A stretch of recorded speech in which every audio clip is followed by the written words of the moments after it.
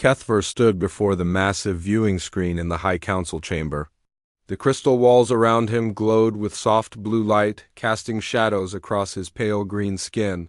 His 4 eyes moved slowly as he read the mission details floating. In the air before him, the assignment seemed simple enough. Too simple, perhaps. Species designation, human. Planet designation, Earth. Current status, active planetary conflict. He read aloud to himself. His voice carried the musical tone that all Zilani possessed, but there was confusion in it now. The door behind him opened with a soft whisper.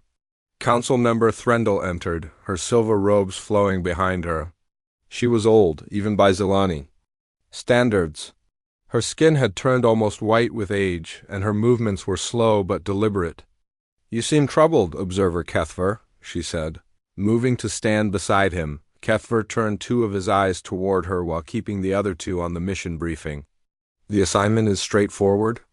Observe a primitive species during warfare, assess threat level, report back." "I have done this 17 times before." "Yes, you have," Threndel agreed. "You are our best field observer. That is why you were chosen for this particular mission." "But the warnings," Kethver said, gesturing at the red text that flashed repeatedly across the screen. "Maximum distance required. No direct contact under any circumstances. Immediate withdrawal if cover is compromised." "I have never seen such." "Restrictions?" Threndel was quiet for a long moment. She watched the data scroll passed on the screen. Pictures of humans appeared and disappeared. They looked so small, so fragile. 2 arms, 2 legs, only 2 eyes. Their skin came in different colors, but they all seemed basically the same. "The High Council believes in caution," she finally said. "Caution regarding what?" Kethver pressed. "These humans barely have spaceflight. Their weapons are primitive. They fight with metal projectiles and chemical explosives. Some of them still use weapons that require physical contact. They are no threat to us." "Perhaps not in the way you think," Threndel replied. Kethver found this answer frustrating. In all his years as an observer, he had studied dozens of species. Some were more advanced than humans. Some were more aggressive. Some had better weapons or more complex societies. None had required such extreme caution. "I read their basic statistics," he continued. "Average lifespan of only 70 to 80 local years. They require constant food and water. They cannot survive in most environments without artificial protection. Their bodies are weak. A single Zilani could easily overpower several of them. Physical strength is not the only kind of power," Threndel said quietly, before Kethver could ask what she meant. The briefing screen changed.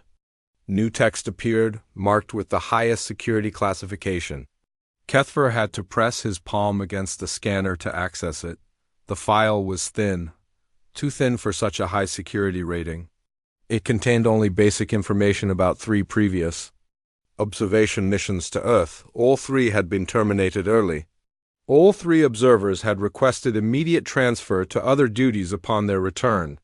No details were given about what had happened. Why were the previous missions terminated? Kethver asked. "Equipment failures," Threndel said, but she did not meet his eyes. "All 3 times?" "Equipment can be unreliable in certain environments." Kethver studied the older council member carefully. In his experience, Threndel was always direct and honest. This evasiveness was unlike her. "What are you not telling me?" he asked. Threndel turned away from the screen and walked to the large window that looked out over the Zilani capital city. The buildings stretched for kilometers in all directions, each one a work of art as well as function. Everything was peaceful, orderly, beautiful. The Zilani had not seen war for over 1,000 years. "The humans are currently engaged in what they call a world war," she said. "Nearly every nation on their planet is involved. Millions of them are fighting. Millions more are dying." "Yes, I read that in the briefing. It is unfortunate but not unusual. Many primitive species go through such phases before they achieve peace. But the humans are different," Threndel said, still looking out the window. "They fight in ways that our models cannot predict. They make choices that seem to serve no logical purpose. They dot dot. She paused, as if searching for the right words. They do things that our scientists find difficult to explain. Kethver felt a strange sensation in his chest. Among his people, this was a sign of curiosity mixed with concern. What kind of things? You will observe and report, Threndel said firmly. That is your mission, nothing more. She moved toward the door, clearly ending the conversation. But she stopped before leaving and looked back at him. Kethver, you are a good observer because you remain objective. You watch without becoming involved. You study without forming attachments. This quality has served you well in the past. Of course, Kethver replied. It is the foundation of proper scientific observation. Yes, Threndel said, it is. Remember that when you reach Earth, remember who you are and why you are there. Do not let their differences cloud your judgment. After she left, Kethver stood alone in the chamber for a long time. He read through the mission briefing 3 more times, but it told him nothing new. The warnings seemed excessive for such a primitive species. The security classification seemed unnecessary for such a simple assignment, but orders were orders.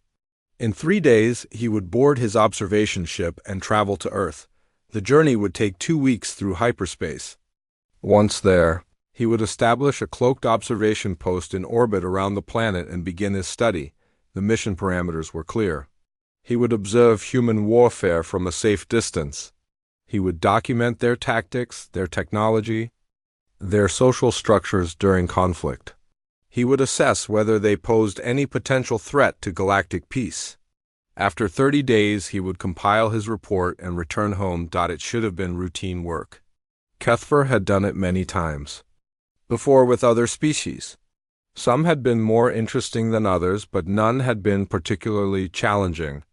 He was good at his job because he could watch without caring, observe without judging, study without becoming emotionally involved. As he prepared to leave the chamber, Kethver noticed something odd about the human images on the screen. In most species he had studied, individuals in warfare looked angry, afraid, or determined.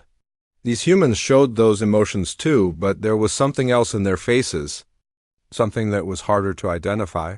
He made a mental note to pay special attention to this observation once he reached Earth. Perhaps understanding this expression would help explain why the High Council was being so cautious about a species that appeared to pose no real threat. Kethver gathered his equipment list and headed for the door. In 3 days, he would begin what he assumed would be another routine mission. He had no way of knowing that this assignment would change everything he believed about observation, about warfare, and about the true nature of strength, the mission. Briefing had told him about human weapons and human tactics. It had warned him about human unpredictability and the need for caution. But it had not prepared him for the one thing that would matter most of all. It had not prepared him for human compassion in the face of impossible odds. Kethver's observation ship hung invisible in Earth's orbit, its cloaking field bending light around the hull. 2 weeks of hyperspace travel had brought him to this small blue and green planet on the edge of a spiral arm. Through his ship's sensors, he could see the scars of war across multiple continents. The planet was beautiful, he had to admit. Swirling white clouds covered vast blue oceans. Green and brown landmasses stretched between them. But even from space he could see the signs of conflict. Smoke rose from dozens of locations. Flashes of light marked explosions and weapons fire. Kethver settled into his observation chair and activated the long-range scanners. The equipment hummed softly as it began mapping the surface below. According to his briefings, the humans called this conflict World War II. It had been raging for several of their years already. His first task was to select a suitable area for detailed observation. The scanners identified multiple active combat zones. He chose one in a region the humans called Europe, where 2 large armies faced each other across a devastated landscape. As the ship's sensors focused on the battlefield below, Kethver began his initial observations. The human forces appeared to follow standard military patterns. They had established defensive positions. They used cover effectively. Their weapons, while primitive by galactic standards, seemed adequate for their level of technology. Everything looked normal, predictable, just like the 17 other species he had studied. Then he began to notice the first anomalies. A group of human soldiers was trapped in a destroyed building. Enemy forces surrounded them on 3 sides. Any logical military analysis showed they had no chance of survival. The mathematical probability of successful escape was less than 2%. Kethver expected them to surrender. Most species did when faced with certain defeat. It was the rational choice. Live to fight another day when conditions were more favorable. Instead, the humans continued fighting. Not only did they continue fighting, but they fought harder. They used their ammunition more carefully. They coordinated their movements better. They seemed to become more effective as their situation became more hopeless. Kethver adjusted his sensors to get a closer look. The trapped soldiers were communicating with each other through hand signals and whispered words. He activated the translation matrix to understand what they were saying. "Cover the left side," one soldier whispered to another. "Johnson, you watch the stairs. Martinez, save your ammo." "How many rounds you got left?" Johnson asked. 12, Martinez replied. "Make them count." These were not the words of beings preparing to surrender. These were not even the words of beings who understood their situation was hopeless. They spoke as if they still had a mission to complete. Kethver checked his readings again. There had to be some factor he was missing. Perhaps reinforcements were coming. Perhaps they had weapons he had not detected. Perhaps there was an escape route his sensors had not found, but no. The situation was exactly as it appeared. The humans were surrounded, outnumbered, and outgunned. Logic demanded surrender, yet they kept fighting. Over the next several hours, Kethver watched similar scenes repeat across the battlefield. Small groups of humans in impossible situations refusing to give up. Individual soldiers choosing to fight when retreat was still possible.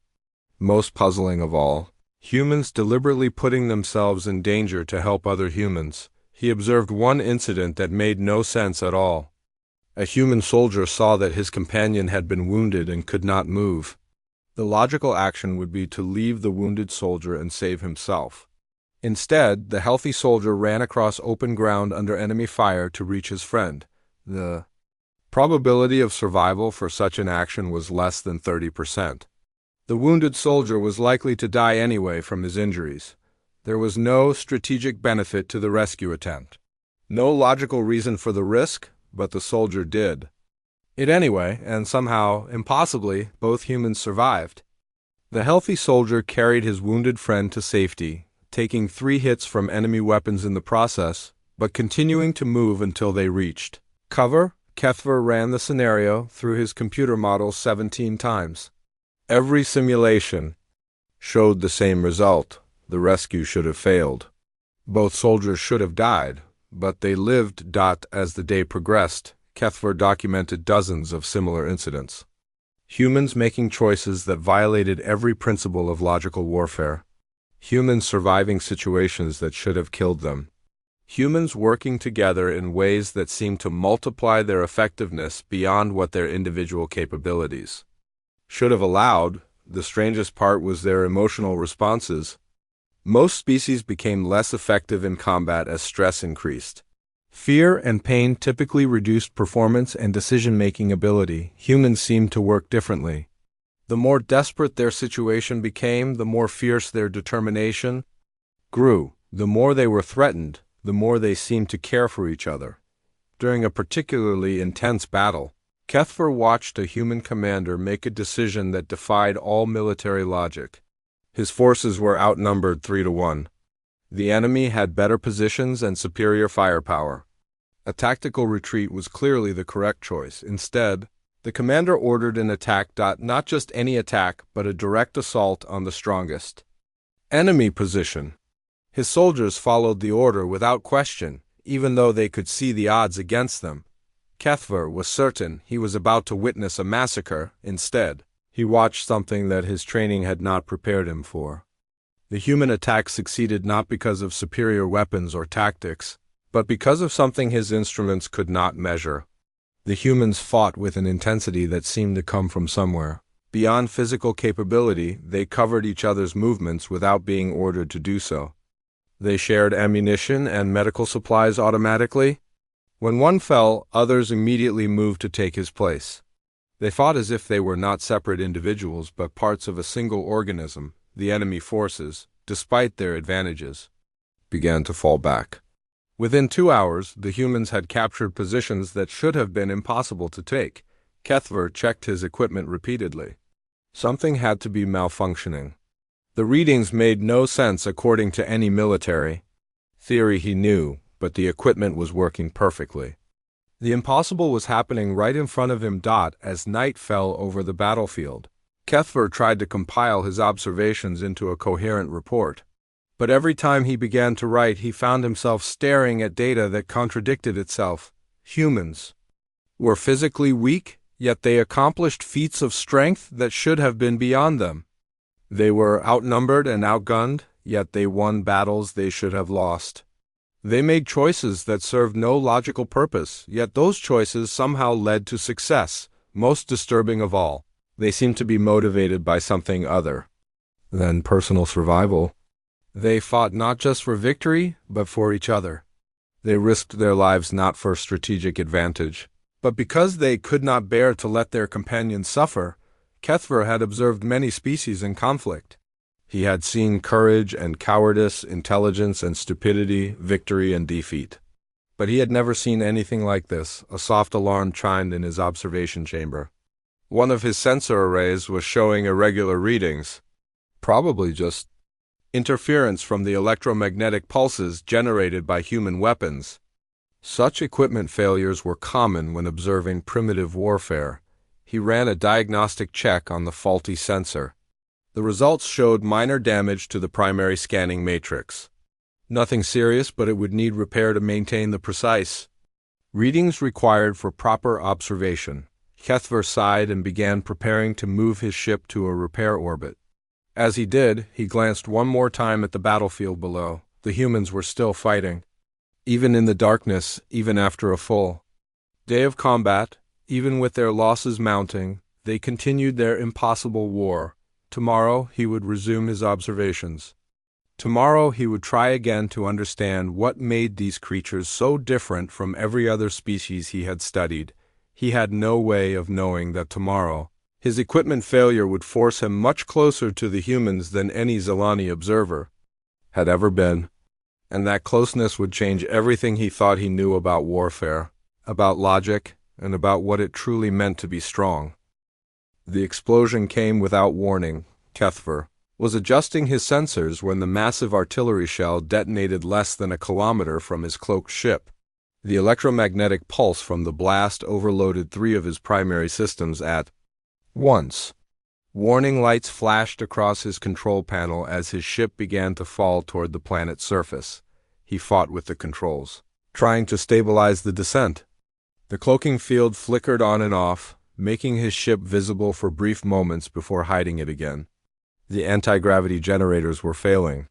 He had perhaps 2 minutes before impact. Through the chaos of alarms and flashing lights, Kethver managed to engage the emergency landing protocol.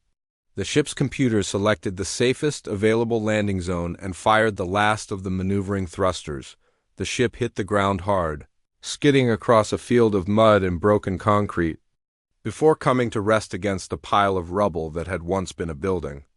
Kethver was thrown against his restraints, feeling pain shoot through his elongated limbs. When the motion stopped, he lay still for a moment, checking for injuries.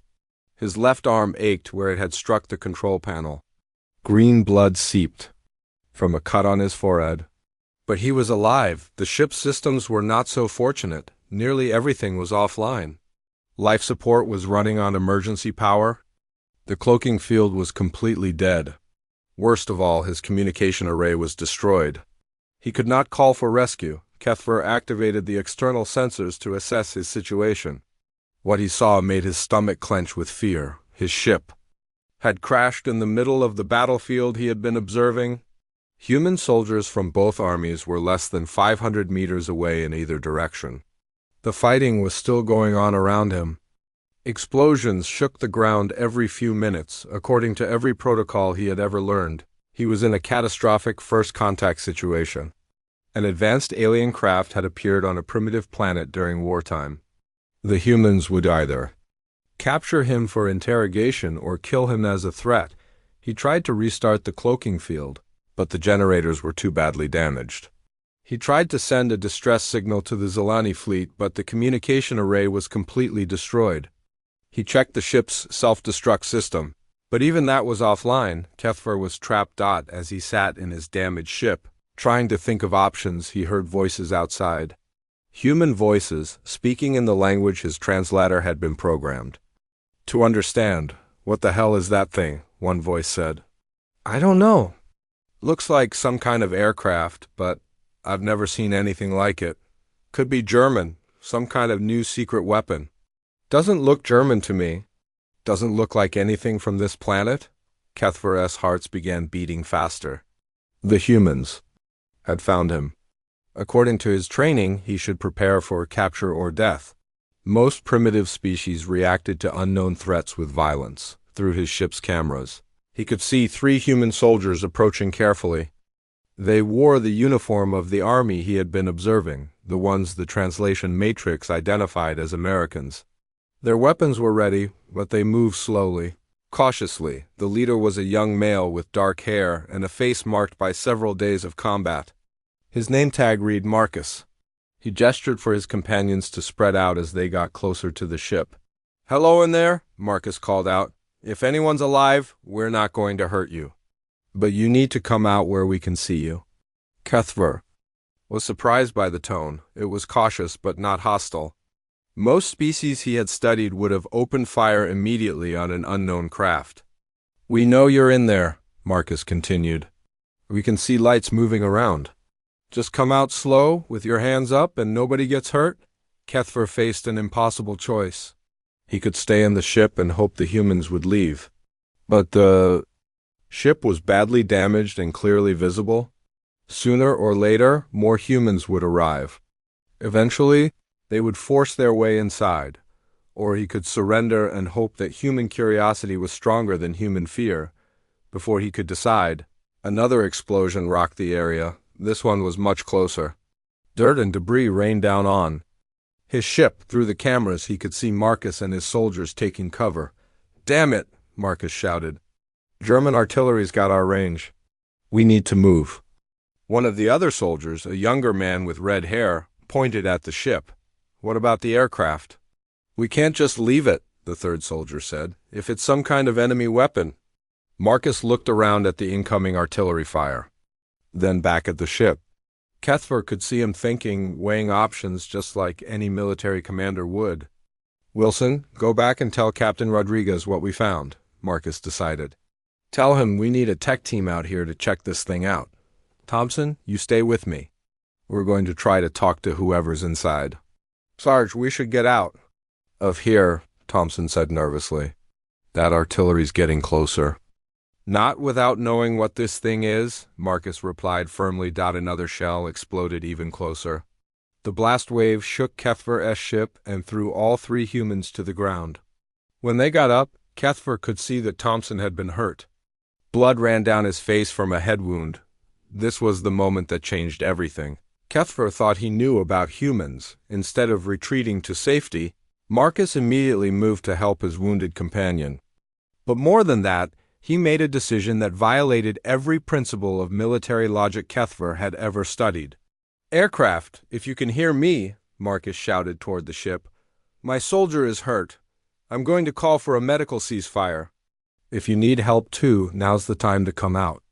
Kethver watched in amazement as Marcus pulled out a radio and began speaking rapidly into it. Within minutes, the artillery fire stopped. Not just from the American side, but from the German side as well, a medical ceasefire. In the middle of a battle for an unknown aircraft that might contain enemy soldiers. "Okay," Marcus called out. "The shooting stopped for now. Medical personnel from both sides are coming out to help wounded. If you're hurt in there, this is your chance." Kethver stared at his control panel, trying to process what was happening. The humans had stopped fighting each other to help him, a complete stranger, possibly an enemy.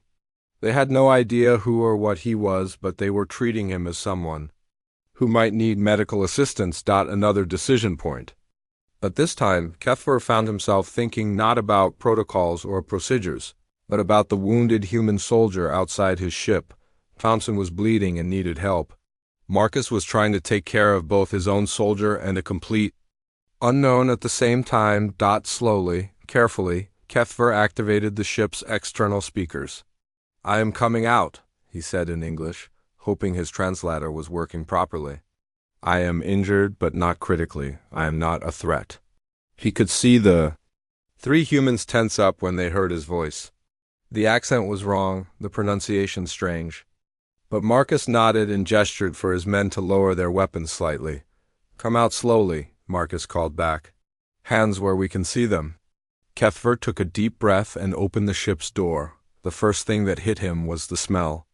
Smoke, cordite, blood, and something else he could not identify. The smell of war. The second thing was the sound.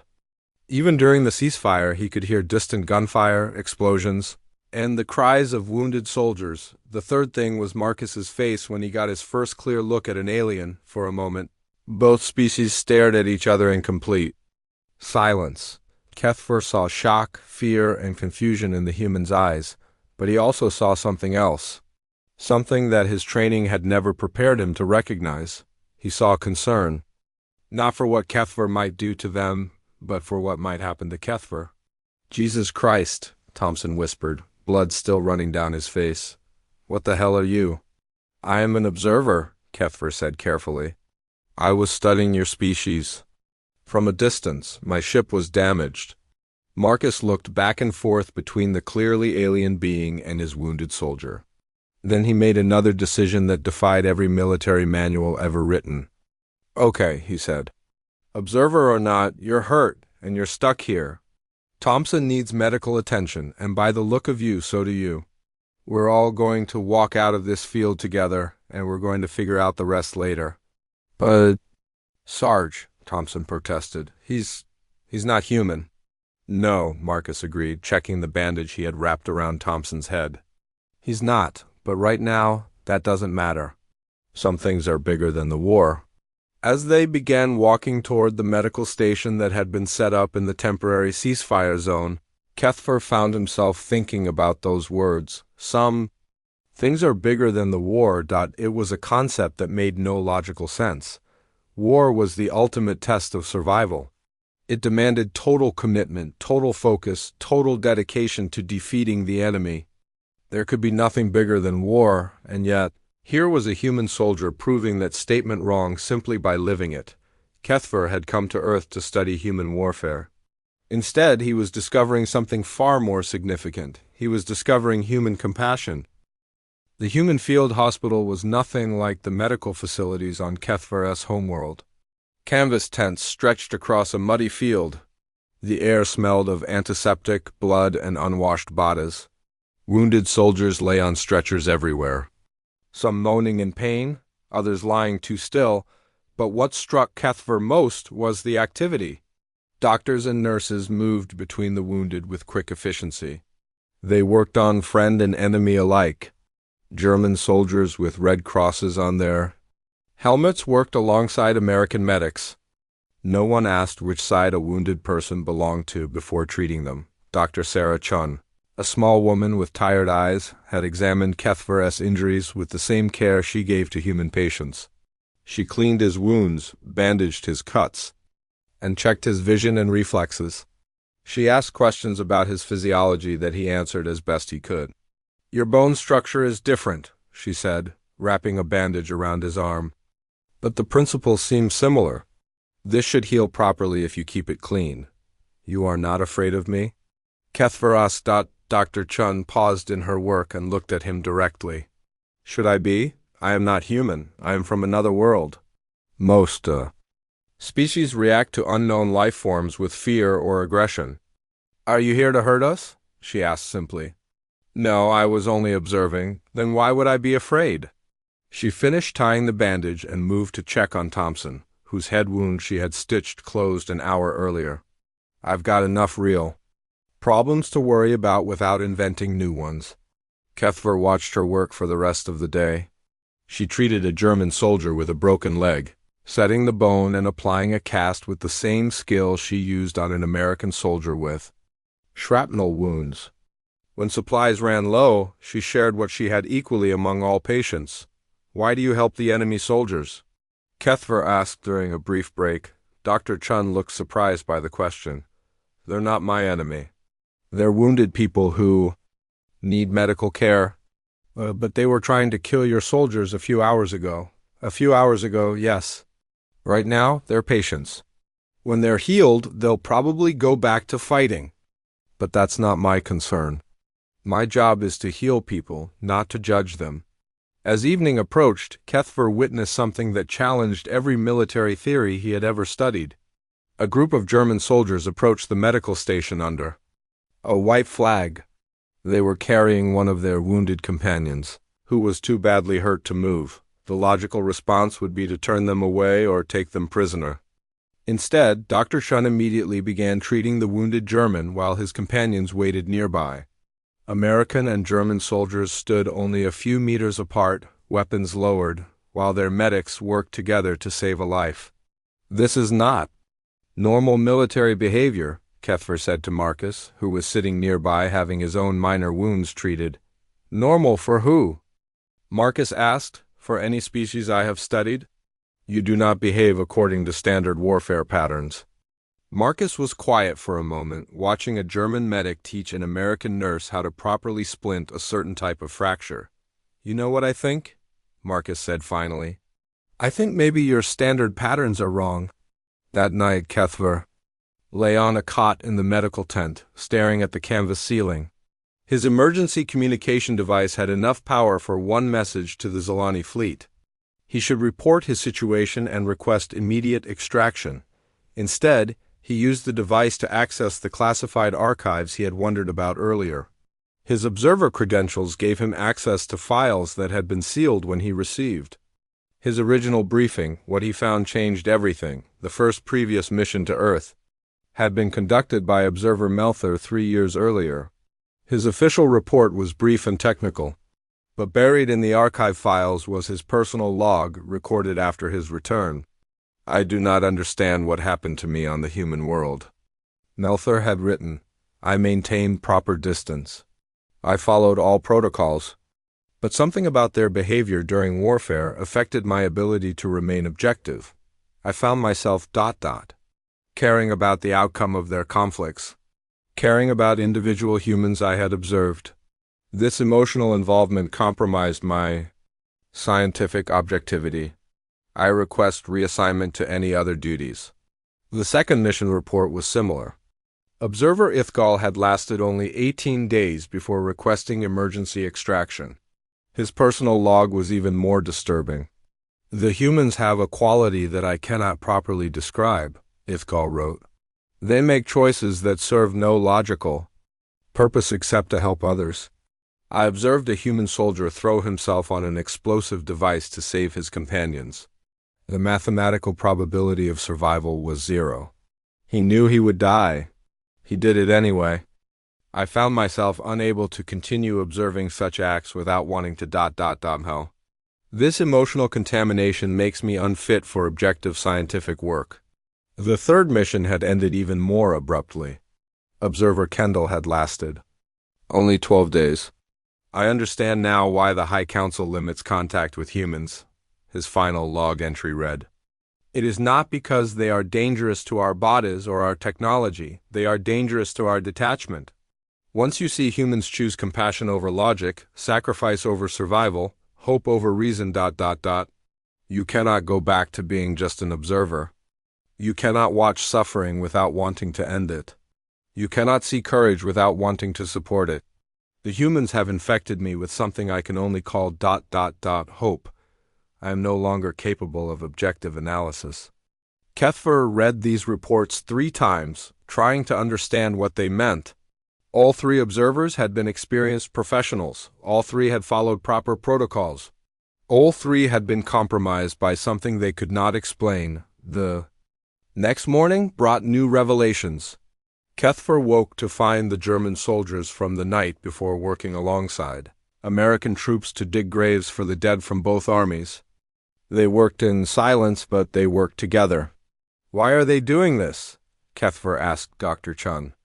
"Because the dead deserve proper burial," she replied, as if this explained everything. "But they are enemies. They were enemies yesterday. Today they're just people burying their dead." Later that day, Kethfer observed an incident that finally made him understand what had happened to the previous observers. A supply convoy had been hit by artillery fire about a kilometer from the medical station. The trucks were burning, and wounded soldiers were trapped inside. Without hesitation, both American and German medical personnel ran toward the burning vehicles. They did not stop to ask which army the trapped soldiers belonged to. They did not calculate the risk to themselves. They simply ran toward people who needed help. Marcus was among them. Kethfer watched as the human sergeant pulled a German soldier from a burning truck, then went back for another. When a second explosion knocked Marcus down, a German medic helped him to his feet, and they continued the rescue together. In 30 minutes, they saved 14 lives. 7 American, 7 German. No one kept count. No one cared about the count that night. As Kethfer helped carry wounded soldiers into the medical tent, he realized what was happening to him. He was no longer observing human behavior.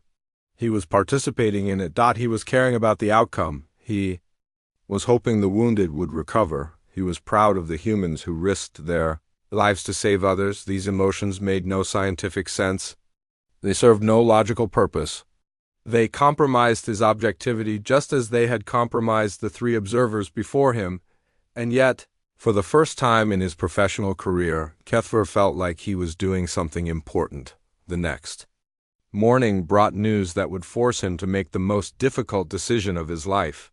A massive bombing raid was planned for the area. All non-essential personnel were being evacuated.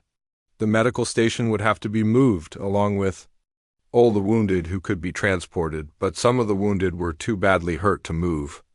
They would have to be left behind unless someone stayed to care for them.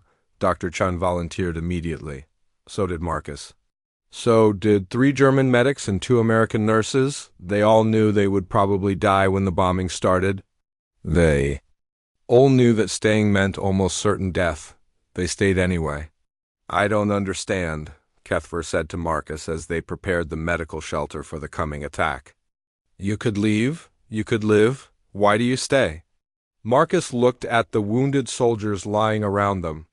German and American, enemy and friend, all equally helpless. "Because leaving would mean letting them die alone," Marcus said simply.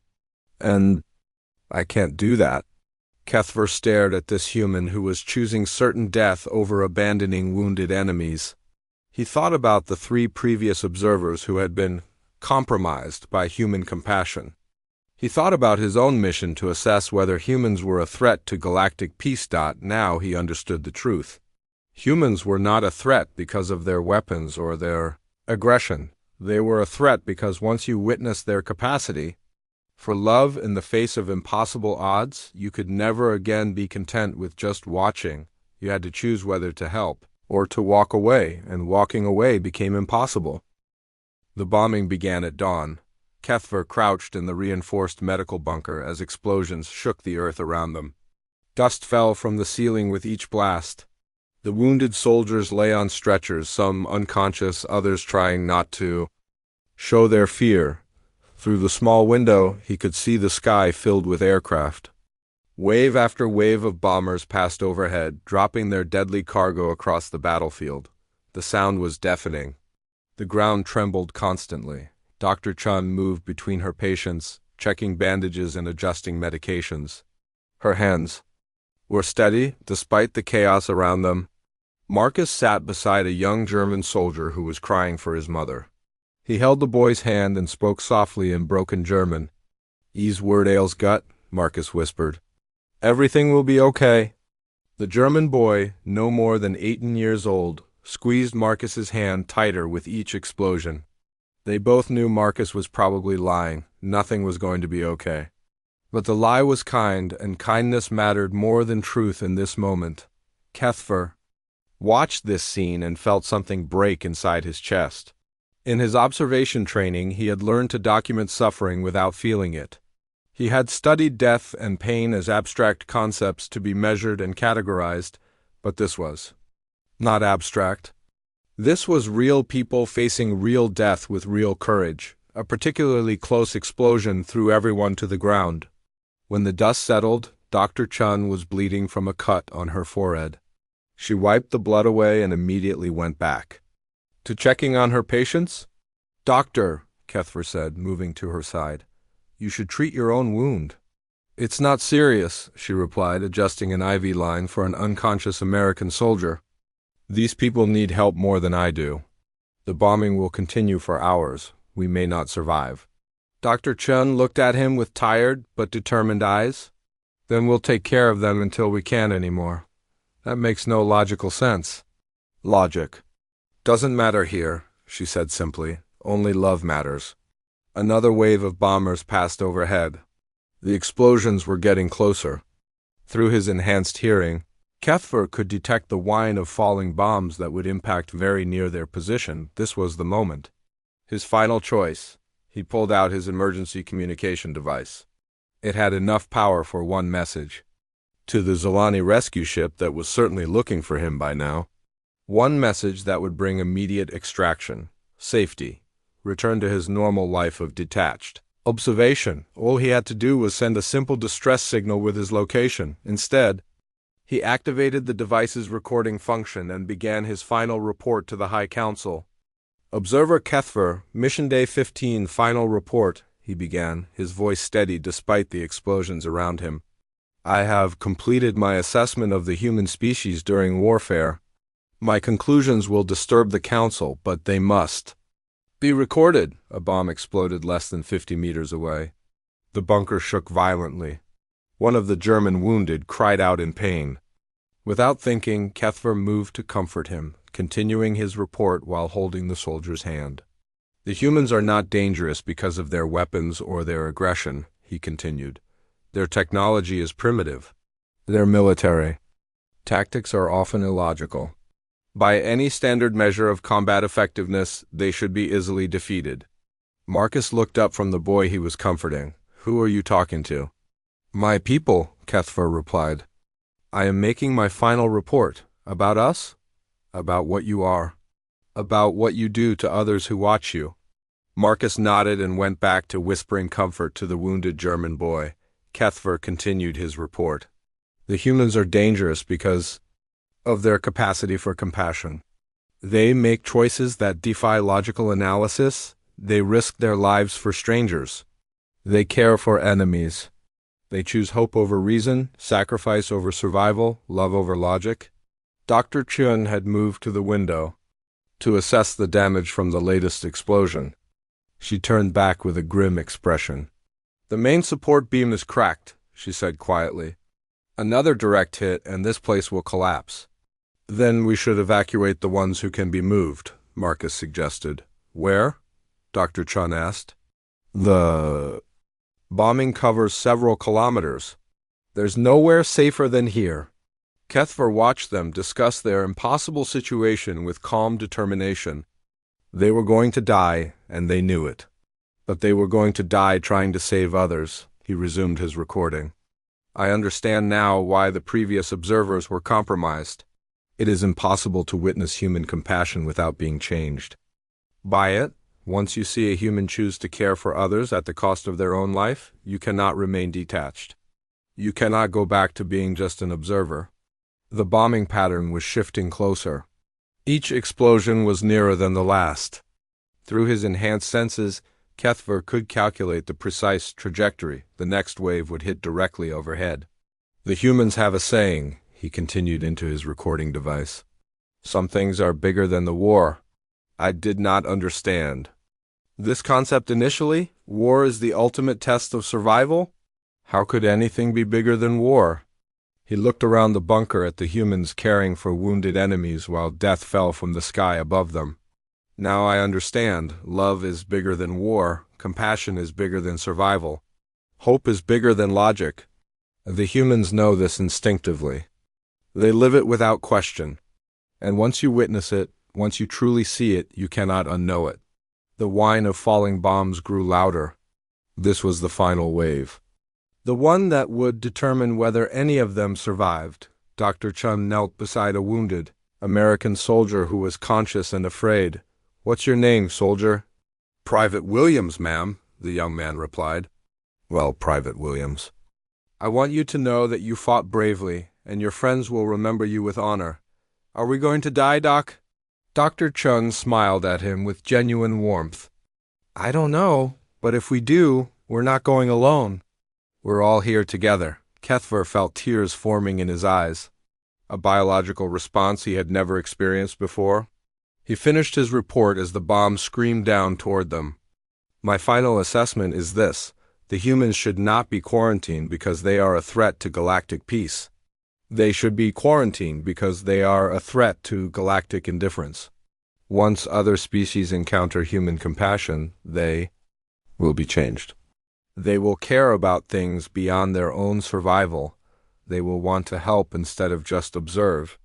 The first bomb hit the building next to them. The walls cracked. Dust and debris filled the air. "I am no longer capable of objective observation," Kethver concluded. "I care about these humans. I want them to survive. I want their compassion to spread throughout the galaxy." This emotional involvement makes me unfit for scientific duty, but it makes me fit for something more important. It makes me fit to be part of something bigger than myself. He shut off the recording and put away the communication device without sending a rescue. Signal. Marcus looked at him with understanding. "You're staying?" "Yes," Kethver replied. "I am staying." The second bomb hit even closer. Part of the ceiling collapsed. But somehow, impossibly, the main structure held. Through the smoke and dust, they heard something unexpected. Voices calling out. Not the voices of bombers or artillery crews, but the voices of rescue workers. Medical personnel. "Anyone alive in there?" Dr. Chung crawled to the damaged window and looked out. Her face broke into a smile of amazement. "It's a rescue team," she called back to the others. "German and American soldiers working together. They're digging people out of the rubble." Over the next hour, the rescue team carefully extracted everyone from the damaged bunker. They carried out wounded Germans and Americans with equal care. They treated Kethver as just another survivor who needed help. As they were loaded into ambulances, Marcus sat beside Kethver on a stretcher. "So what happens now?" Marcus asked. "Do you go back to your people and tell them about us?" Kethver thought about his ship, still sitting damaged in the field where he had crashed. He thought about the rescue beacon he had never activated. He thought about his life as a detached observer of other species' pain. "I think," he said slowly, "that I will ask to stay here for a while longer. There is still much I need to learn about humans, such as—" Kethver looked at the rescue workers carrying wounded soldiers to safety, German medics working alongside American doctors. Former enemies united by their desire to save lives. "I need to learn how to be more than just an observer," he said. "I need to learn how to help." Marcus smiled and closed his eyes as the ambulance carried them toward the field hospital. 6 months later, Kethver was still on Earth. He had become an unofficial liaison between human military medical units, using his alien perspective to help improve battlefield care. His reports to the Zolani High Council had been filed under the highest classification level and marked with a simple note, "Observer compromised by human compassion. Recommend immediate suspension of all future observation missions to Earth. Humans represent a clear and present danger to galactic indifference. They must not be allowed to spread their capacity for irrational love to other species." The note was signed by Council member Threndel, who had quietly begun her own study of human literature and philosophy. The quarantine of Earth was extended indefinitely, not to protect the galaxy from human violence, but to protect the galaxy from human hope.